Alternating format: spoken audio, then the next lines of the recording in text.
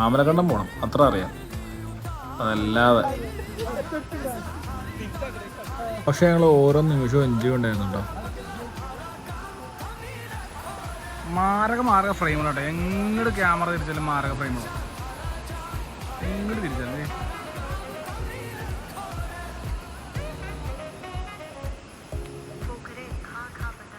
പിന്നെ ഞങ്ങൾ വിചാരിച്ച് മാമലക്കണ്ട് നിന്നിട്ട് അവിടെ നിന്ന് കാട്ടുവഴി മൂന്നാർക്ക് കയറാം, അങ്ങനെ പറഞ്ഞിറങ്ങിയതാണ്.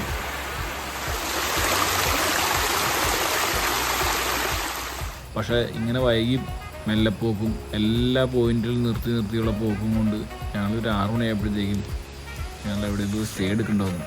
അങ്ങനെ ഇൻസ്റ്റയിൽ സേവ് ചെയ്തിട്ട് കുറച്ച് റീൽസിൻ്റെ ഉള്ളിൽ നിന്ന് നല്ലൊരു സ്റ്റേയും നോക്കി ബുക്ക് ചെയ്തിട്ടാ.